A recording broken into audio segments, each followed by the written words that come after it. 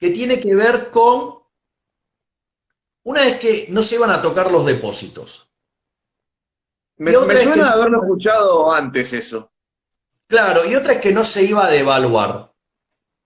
Y la verdad es que no solo que está mintiendo, sino que las dos preguntas tienen una conexión y es evidente que él no lo entiende, ¿no? O sea, lo cual me parece grave, porque en primer lugar, un país que ha tenido tantas confiscaciones, tantas estafas, recordemos que, bueno, vos eras muy chico, pero en el año 2001, cuando empieza, después, a ver, en diciembre del 2000 dio bien el blindaje del fondo, ¿no?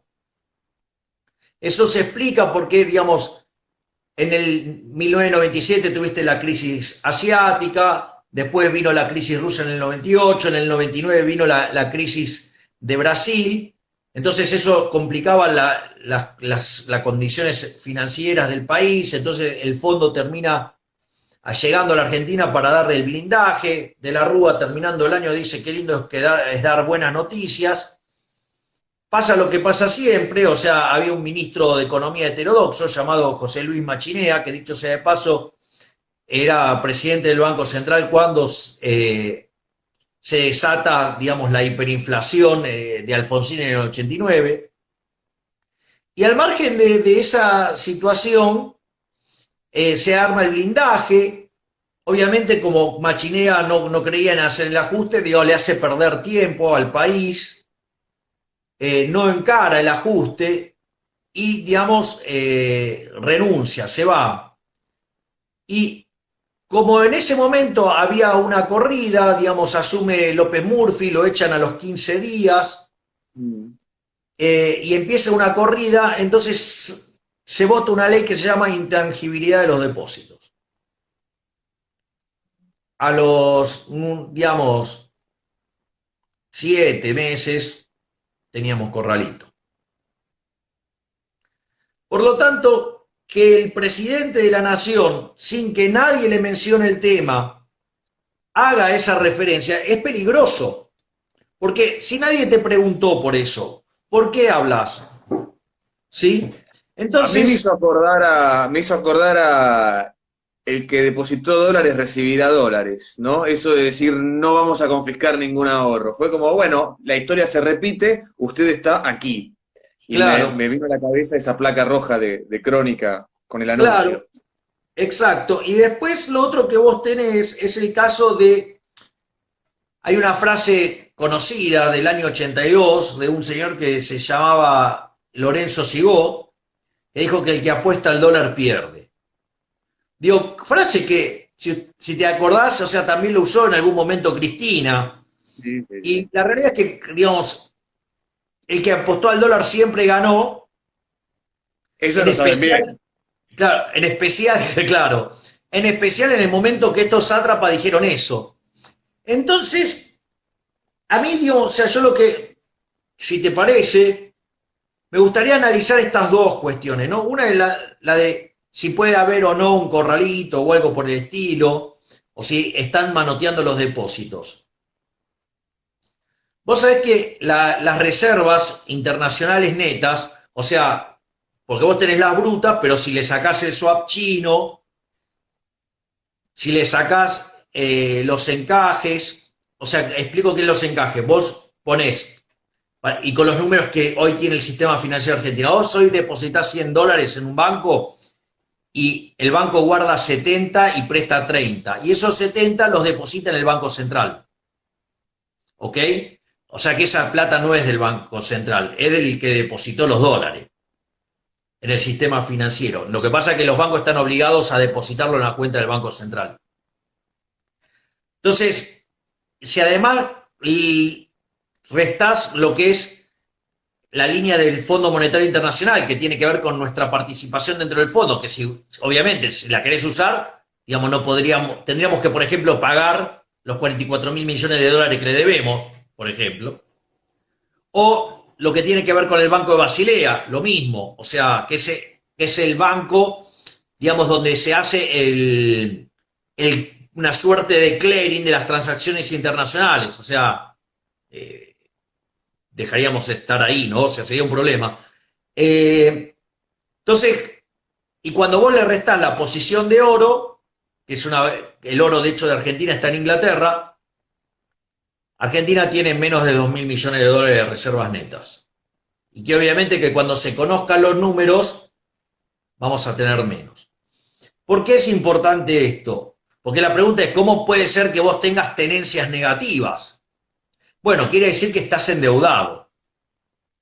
Y entonces, ¿con quién estás endeudado? De todas esas cuentas, ¿de dónde podés sacar dólares? Justamente de los dólares de los depositantes. Es decir, el Banco Central está usando los encajes de los bancos, o sea, la plata de los depositantes, para financiar la corrida cambiaria. Lo cual implica además un avance sobre el derecho de propiedad, implica que está usando la plata de los depositantes que está guardada por una cuestión de seguridad en los bancos para financiar la corrida. Entonces, lo primero que hay que decir es que el presidente está mintiendo. Está usando los dólares de los depositantes para rifarlos en el mercado cambiario, lo cual es una locura, ¿no? Pero bueno, nada, digamos, o sea, ya sabemos cómo es la historia argentina, donde los políticos, o sea, con tal de que no se noten los efectos de las políticas espantosas que aplican, no tienen problemas en avanzar sobre los derechos de propiedad. Y ahí, ligado a esto, va la segunda definición, la segunda mentira grosera del presidente Alberto Fernández, que dice no vamos a devaluar.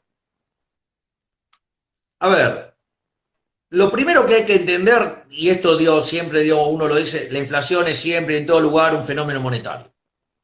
El tipo de cambio es un precio más, entonces si hay una explosión de oferta de dinero, una caída en la demanda de dinero, caída en el nivel de actividad, el poder adquisitivo del dinero se va a hacer pelota. Es decir, que todos los precios expresados en unidad monetaria van a subir, pero como el dólar es un activo financiero, sube primero. Es más, de hecho, si vos te fijás, Manu, el dólar antes de las PASO estaba en 40, hoy está en 172. Es decir, se multiplicó más de 4 veces. Es decir, hay una inflación subyacente en la economía argentina de 300%. Es decir, Argentina va camino a una hiperinflación, ¿no? O sea, una hiperinflación moderna hoy es 150%. Entonces, o que puede causar el mismo daño que causó la hiperinflación de Alfonsín en el 89. Claro. Entonces, ¿qué es lo que pasa? En tanto y en cuanto persista el exceso de oferta, ya sea porque emitís a mansalva y porque la gente no quiere los pesos, los precios van a seguir subiendo, o sea, el dólar se va a seguir devaluando. O sea, es de manual. Aparte, si vos tenés tipo de cambio fijo, la cantidad de dinero queda determinada de manera endógena. Entonces, dada la demanda de dinero, determinada por los individuos, la oferta monetaria, ¿qué viene dada? Por la suma de las reservas y el crédito doméstico. Si vos aumentás el crédito doméstico, es decir, emitís dinero, como la demanda de dinero está dada, vos te cae la reserva, es de manual. Entonces la pregunta es, che, Alberto, ¿dónde ves la suba de la demanda de dinero? En ningún lado. ¿Dónde ves que dejaste de emitir crédito doméstico? En ningún lado, porque estás emitiendo como un salvaje. ¿De dónde vas a conseguir reservas, digamos, dólares para enfrentar una corrida en la cual tenés todo para perder? En ningún lado.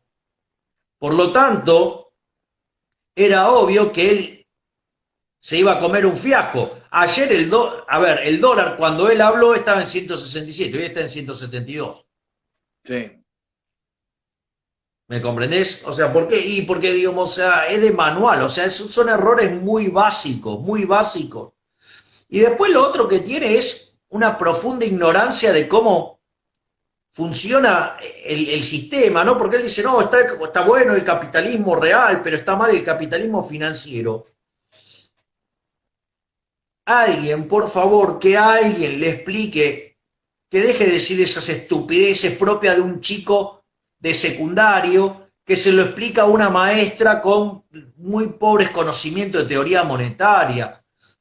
A ver, cuando vos mirás el balance de una compañía, a ver, o por ejemplo, vamos a hacer así, Vos en los mercados de capitales podés comprar títulos de deuda o equity, ¿sí? Acciones, ponele, digo, lo estoy simplificando mucho, hay otros instrumentos.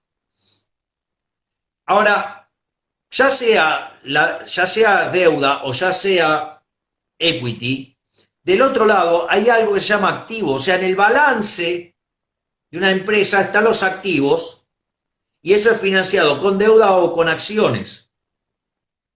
Lo que cotiza en los mercados es la contraparte de eso. Entonces, desconoce, pero las cuestiones básicas.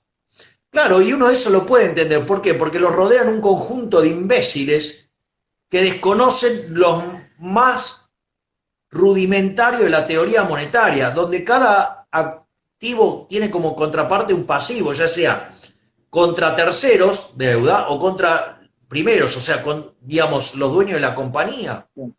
Por lo tanto, cuando dice eso, está mostrando que es un ignorante, está mostrando que no entiende nada. Cuando el idiota de Guzmán hace una reestructuración que la hace tan mal que el riesgo país queda en el orden de los 1000 puntos básicos, cuando se produce la caída en el precio de la deuda más grande de una reestructuración, digamos, o sea, Argentina, su riesgo país, en lugar de ir a 200, se fue a 1400.